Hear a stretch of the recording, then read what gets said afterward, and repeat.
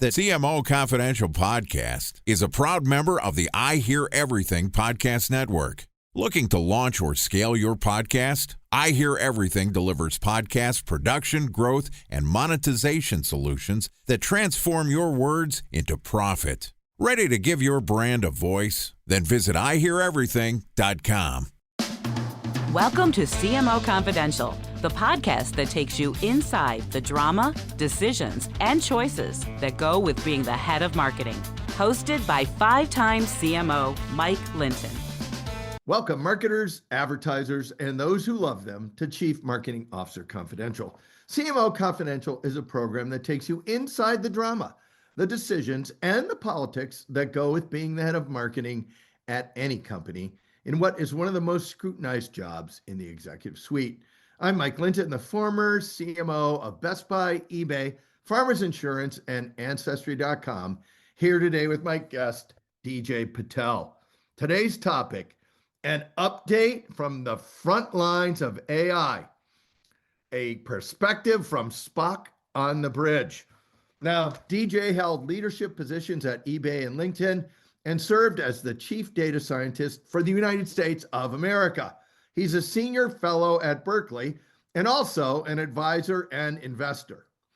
Full disclosure, we worked together at eBay where DJ was, and I really mean this in Star Trekking terms, the Spock on the bridge for the company. This is his third time on the show, and today we are going to dive into AI from that perspective, and he's going to do his best Star Trek impersonation. Welcome back, DJ. Hey, thanks for having me back. I feel like now I get to be, do I get to call a regular? Is that like how it works? You can, I think you can if you want. Yeah, that's totally good. So, all right. First question, DJ, where are we really in the AI adoption curve? Yeah, so I think the best way to call it is, you ever like make a cake or do anything and it's got crazy lumps and you're just like that, like we're lumpy. It's like lumpy in a ridiculous way.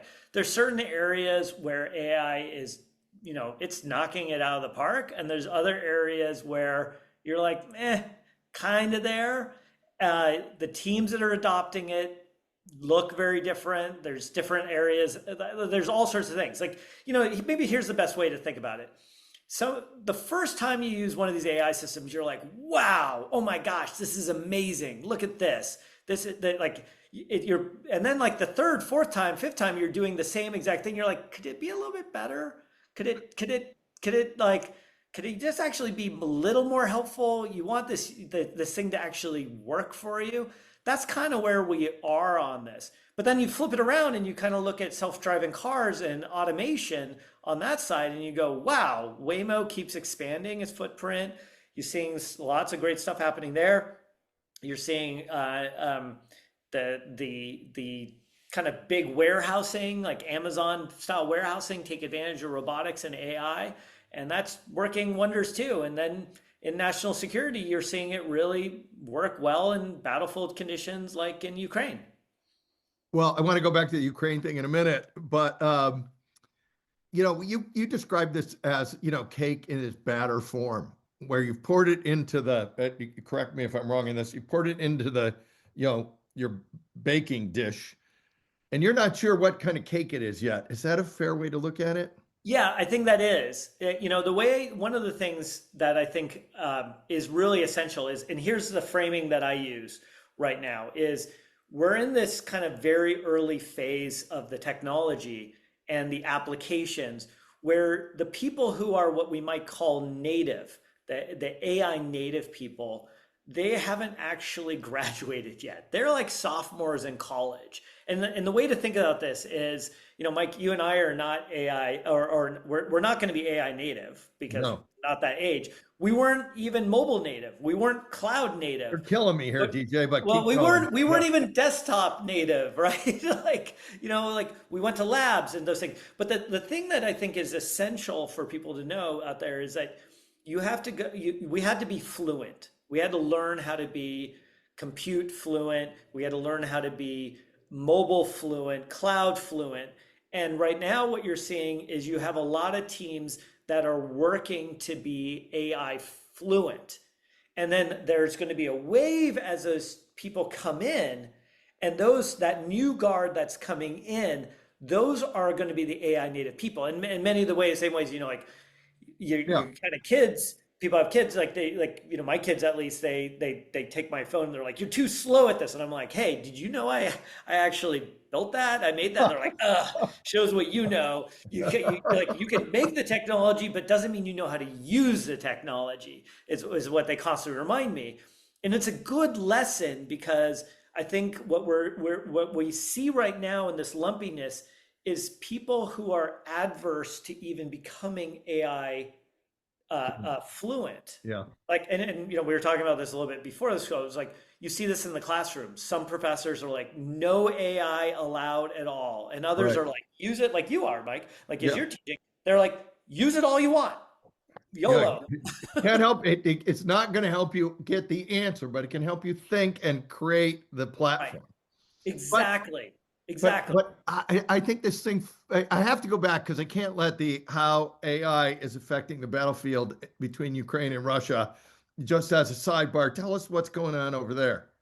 Yeah, so you take a look at the autonomous weapon systems. Think of these as drones, and these are what are referred to as kinetic strike capabilities, where you have a drone, it kind of flies out, maybe it goes and hits something, maybe it tries to deploy a payload, shoot something, drop something, those type of things. Recently, you've heard about it, maybe you heard about it in the news around the Russian fleet, the tankers, the Ghost Fleet, kind of, that's been moving oil secretly. Those have been being taken out by sea drones. Well, when you kind of launch these things, some of them may have some human assisted type technology, but they're more and more say, oh, that's the target, let me figure out how to do it. Because if you're connected to it as a human from somewhere, somebody can intercept that feed, hijack it, and change everything up to counter. It's a counterattack. And so here what you want to say is like, look, that's the target, you've got it. Yeah, go do your Terminator thing. Exactly.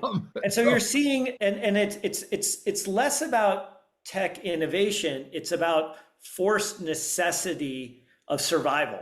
And this technology, as it's kind of moved along, and we've seen this over time, is like, you can use these huge models, like the OpenAI, the Anthropics, the Googles, etc.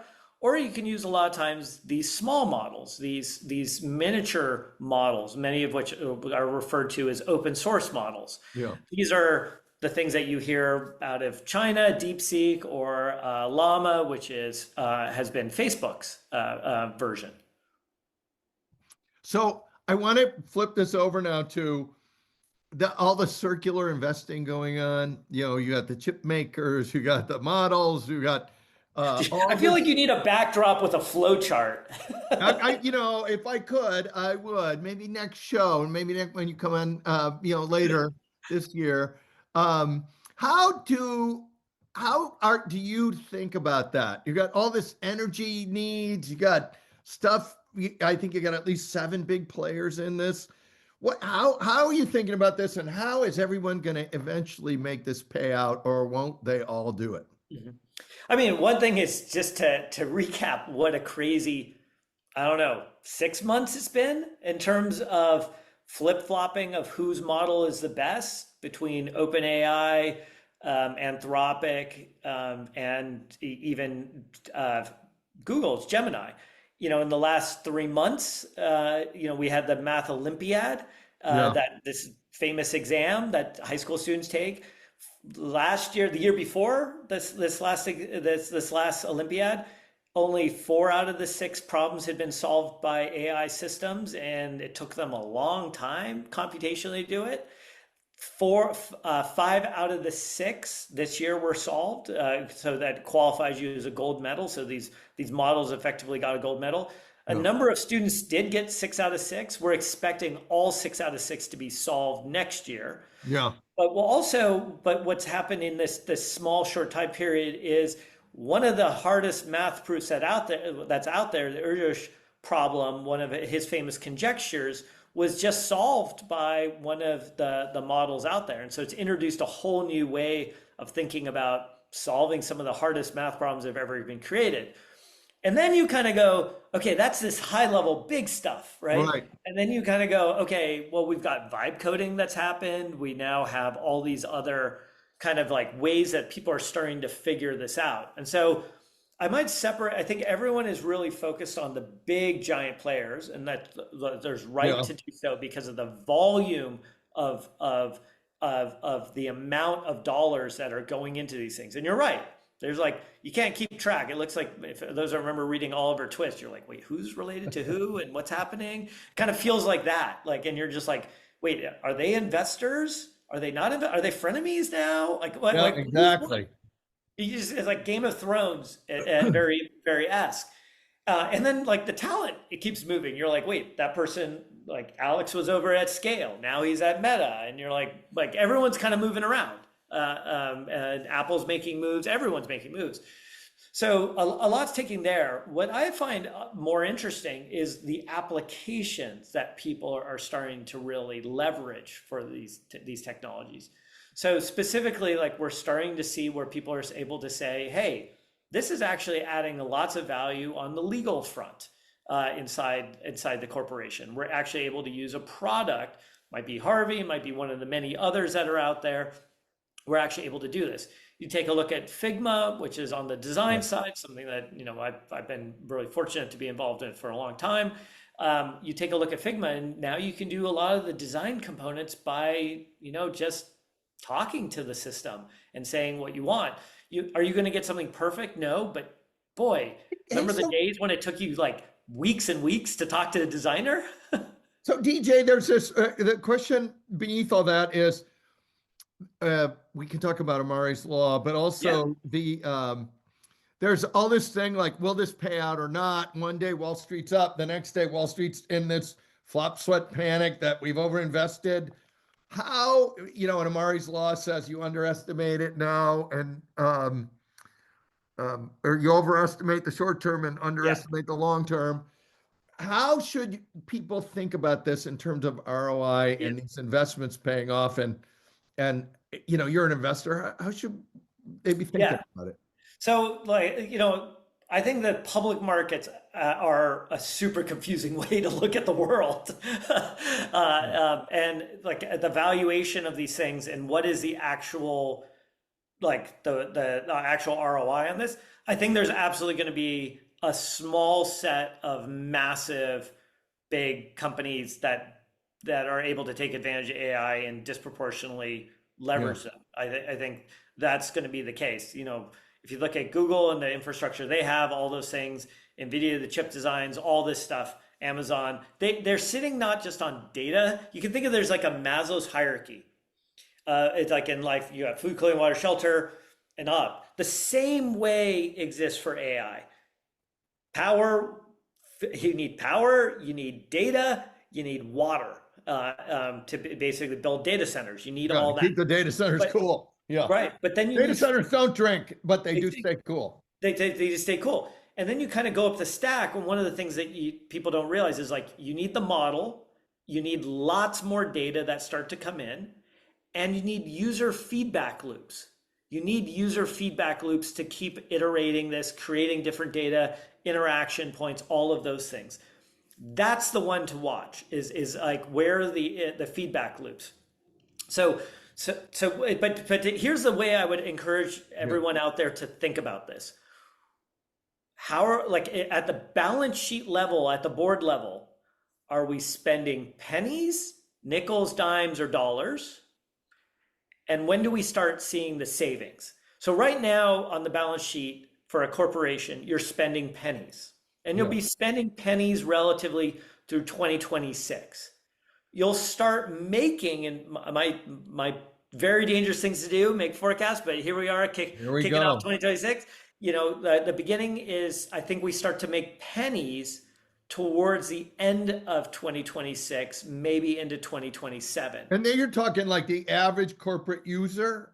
The big corporate, so you're still only like on your revenue lines, you're not seeing big dollars through 2026. You're seeing pennies. You're Okay. still seeing like, hey, look, I saved, if you're United Healthcare, you're like, look, I saved billions of dollars, but you're like, what's billions on Right. like Yeah. on this Yeah, it's kind of two like on a cents a call share center? or something. Yeah. Yeah, you're like, maybe we'll call that nickels. Maybe Yeah. we'll call that a dime. You start to really start seeing, and your spend moves from pennies to maybe a nickel in there towards the end of 2026. You really start to see the impacts in 2027. Why does it take so long? It's not just only about the technology getting there. The cultural component of this is one of the big, We did a whole show on this that said that is the biggest blocker yeah. with the CEO of Typeface saying it's culture and it's also, and I want to flip over, there's all the hype around it. And also you have a lot of boards probably going, oh my God, what are we doing in AI? What are we doing in AI? And a lot of our a lot of people that have come on our show have said, look, the board shouldn't be doing that. It should be sorting out use cases and getting traction here. It shouldn't, and also leaders can't delegate this. Yeah. Tell us what you think about that, and then weave the culture story into it. Yeah, so let me give you first a framework why I think this is why this is that it sort of epitomizes how bad things are going to be. So I think of these things in time scales. So you think about product releases. A major company has one big product launch every year. Like you get your new iPhone every year. You hear about the launch and you're like, wow, okay, this is what I get. 1x kind of for a major company. The lesser companies, it's like 0.2x, maybe or 0.5x every other year. Yeah. So startups typically release 3 times a year. So they're 3x. Yeah. So 1x versus 3x puts you on an exponential.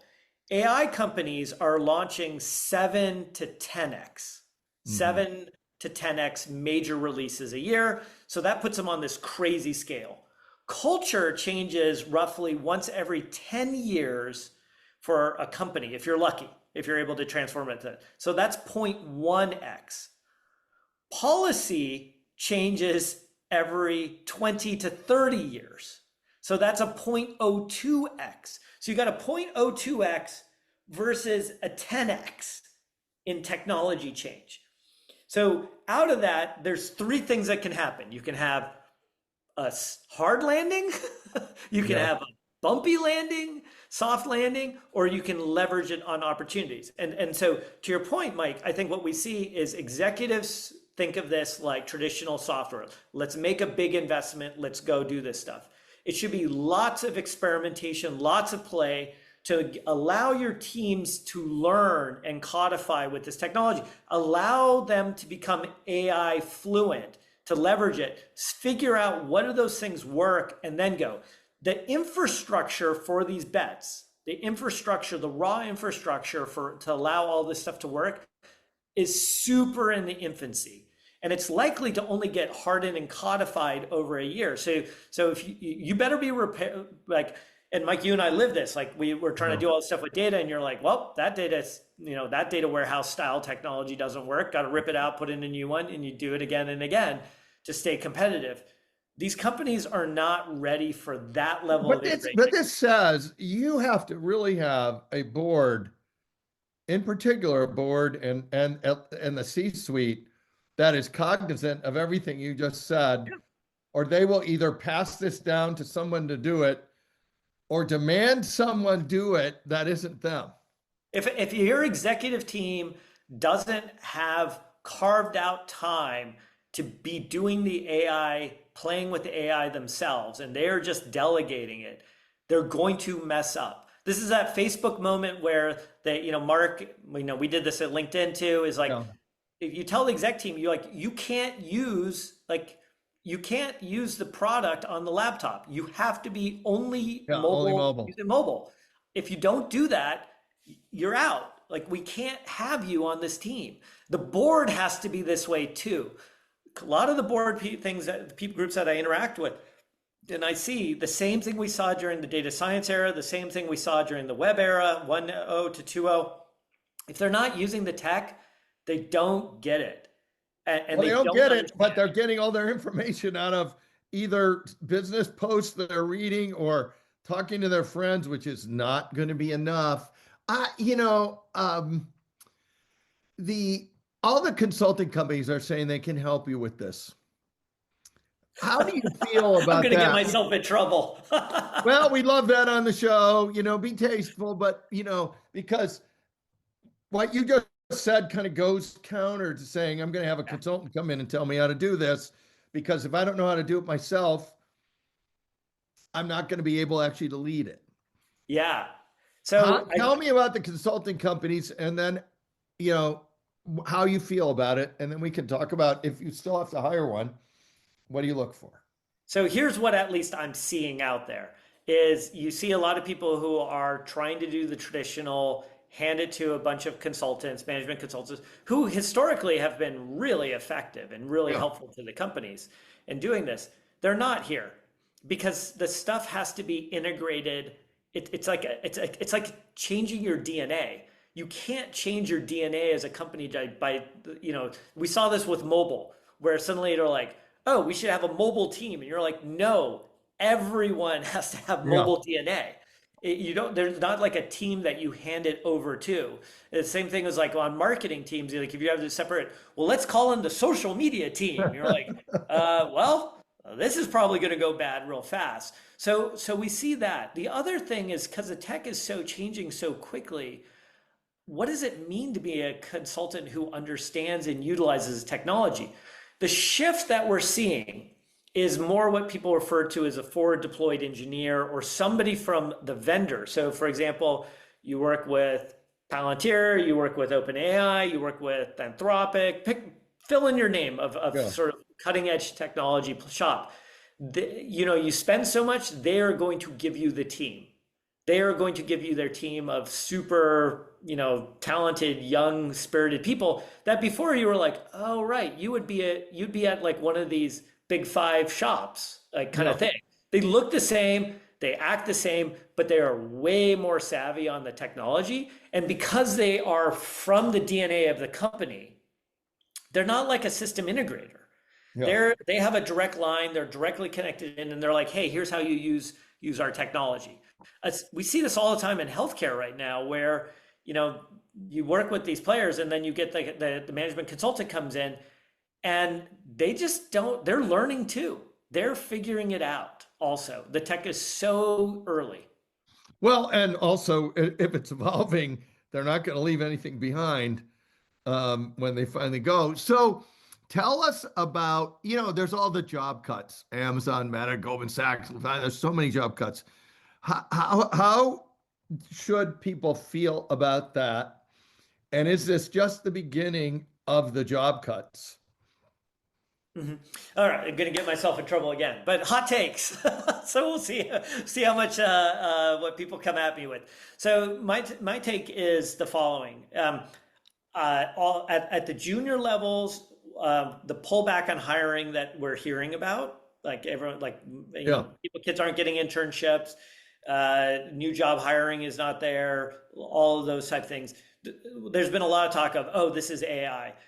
It is AI for like the Amazons and other places that have invested in this for decades already. Like, they're year 15 plus on this journey. Those ones, you are seeing some of the advantages. For everybody else, it's just economic pullback. It's a bigger sign of economic weakness. And everyone's like, hey, it's not in our hiring plan. Talk to lots of companies out there, and they're just saying, hey, we're not going to take interns this year because we're not planning to hire. We're going to stay flat or go slightly down next year because we just overhired our efficiencies. For the later, stage employees, call it 10 years out or something like that to more, that's just streamlining with the hope that AI is going to take those efficiencies out there. The place where we see AI having big impacts right now is more on just straight up automation and a lot of things. A place that is counter to this is healthcare. So in healthcare, and this has been driven by the last few quarters of job growth, the job growth in the United States is driven by healthcare. That's back office work. Yeah. That is like but I would argue that is not good jobs, and those jobs are likely to disappear because that's the stuff that you hear about that costs a lot, like claim denials, Oh, yeah. passing paperwork, all the And that yucks. nobody likes to do either. Nobody likes to do those jobs. Like, Well, if they do, they're going to get hired by like Scrooge and Marley's. yeah, exactly. Yeah. And these are the jobs that I would call stupid, boring problems. And they're ready. Those tech problems are more likely to get evaporated. And that's the form that you're already starting to see disappear elsewhere. And we are seeing these things like on the call centers and other type areas. Yeah. That the tech is getting decent enough to deploy there. Some of the metrics that are there. Brett Taylor's Sierra company already announced that they've surpassed in Q4 of 2025. They surpassed 100 million in ARR for a company that's been around in short term while. But people actually like talking to it. People like working with that system. So DJ, if I read between the lines there, what I hear you saying is AI may take a lot of jobs in the long run, but a lot of the stuff you're reading about now, it hasn't even started working yet. It hasn't. We're not seeing the real impact yet. The way I would think about a lot of these AI systems today in the corporate world, they're 80%-ish solutions. They're good-ish, but they're not like, they're not ready to kind of really to really be prime time. Sure, can they solve this ridiculous math problem? Can they do all this amazing stuff? Yes. Can they do real work? Yeah, so they're like autopilot, but they can't fly the plane yet. Exactly. But it is getting there, right? And but like the same way, like you saw this with Waymo, you saw this with other autonomous driving vehicles, kind of technologies. It's about a decade for that stuff to really get hardened. So, all right, let's flip this over to investing, because we had the two gentlemen that wrote AI First on the show, and they said, look, AI is the biggest prize in the history of capitalism. How are you investing in the biggest prize in the history of capitalism? Mm-hmm. So I think that a lot of the big bets are already taken for the big, you can kind of think about this as like boulders. Yeah. And then you kind of put in the smaller rocks and you put in the pebbles and you put in the sand. The big boulders have largely been put in for the big foundation models. I still think there's plenty to be done on more tailored, or what we might call small models, where they're actually very specific to an application area. And then I think there's a ton that can be done on verticalized solutions. The place where I am really focused on a lot of these things is kind of two-ish, three-ish fold. One is the analogy I would use, and I know I'm mixing metaphors here, is like, we got this giant muscle, that's the big LLM, but you don't have the ligaments and tendon. And you can't run without ligaments and tendon. You have been an analogy machine. We started with cake, and now we are to tendons. And in the introduction, we were on the bridge of the enterprise. So and no AI used. No AI used. No AI used. So we're working on tendons and ligaments now. Okay. Exactly. Great. But like the way I think about it a lot of times is like people are like, look at my super cool AI, and I'm like, well, and then here's a concrete version. So you're like, hey, we're gonna have maybe 20 agents, AI agents doing stuff this year, and I'm like, great. Once you unleash that, then are you gonna have 50, 1,000, 2,000, 5,000? Who's gonna manage that? What happens when the model changes? How do you do evaluation? How do you think about all these other things? Where are your checkpoints? And like all those little things that are required, that's a lot of stuff. That's you got to hold the body together focus. Exactly. And you said saw there were three things. Are there two more? Okay, so that's like the small muscles, ligaments, tendons. Yeah. Then I think there's a lot of space in the application area, specifically to something like health tech. In healthcare, what is the AI? What could AI do? Right now, everyone's focused on how does the AI help the doctor? Could we have scribe or all these other things? I think that's nice, but there's a ton more where AI can just be extraordinarily additive, net positive. We have areas of the country where there are no care, like there's no physicians, there's no access to care. So what could we do with AI assisted technologies to help get you faster care, look over things? And this is the sad thing is, in the era of big data and data science, we have really only done one thing for healthcare, is make more money for hospital systems and payers, the insurance companies. We have not delivered the care to people. So we have tendons, and now we have what I'm going to call it a vertical. Yeah, a vertical, and there's a third thing. And then the other vertical sort of area, which I would say is like you're going to have things like in government. You're going to have makes a lot of sense. Whether it's audits, it could be national security. So the IRS could audit absolutely everybody if it wanted to. Well, I'm like, why can't I have AI do my taxes? That would be fantastic. Would that be like, how much time do you spend on this? Like, why can't it just do it for me? That seems like a stupid, boring problem. Like, those are the things. Okay, so we've gone from cake to tendons.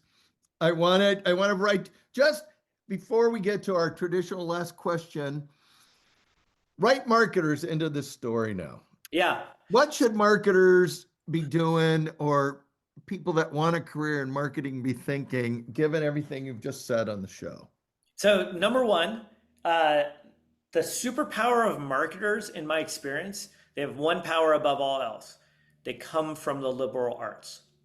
And everybody else around AI and all the technology comes from the hard sciences, and they have not done a good job of exposing themselves to the liberal arts. That means we've lost human connectivity. We've lost touch. We've lost the ability to inspire. The place where marketers, I think, have the greatest challenge is they've always kind of said, oh, I don't do math. I don't do tech. Like, you hand it off. Not all marketers, but yeah. Not all marketers, right? But like, Mike, you're very, very far from it. You're like, you should have been a data scientist, or if you were, you really were, and have been always a data scientist. But like, what does it mean to really to use this technology as an asset, as a superpower? So some of the things I would do if I was a marketer, I'd be absolutely making sure I use this technology any chance I could get, even if it makes me 20% slower. Because like, you don't become fluent in a language by just sort of being like, I'm going to be fast at it. It sucks. It's a grind. You have to immerse yourself in it. Number one. Number two is it allows you access to technology and coding in a way that we'd never seen. There's this kind of concept called vibe coding, where you tell the AI, lovable. Lovable, bold, all these things. Yeah. Every marketer should be doing this. They should be creating their things. And then marketers have to also flex into the design space. They should be using Figma, which I'm biased to, or Canvas, Canva, or anything else where you're actually, you're like, we have this notion of full stack developer, where you're like, hey, you go from ideation all the way to deployment. You build everything. You single superpower person. Same way, you have to be that as a marketer. You have to be the CMO all the way to the person writing copy. I think that you're not going to get budget.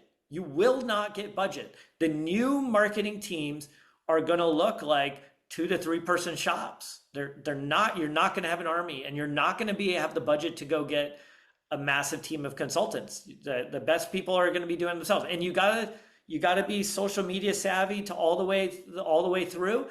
And at the same time, the parts I think that a lot of marketers that I see now is they haven't taken the lessons, Mike, that people like you and have learned from the hard school of hard knocks and the traditional way of doing things.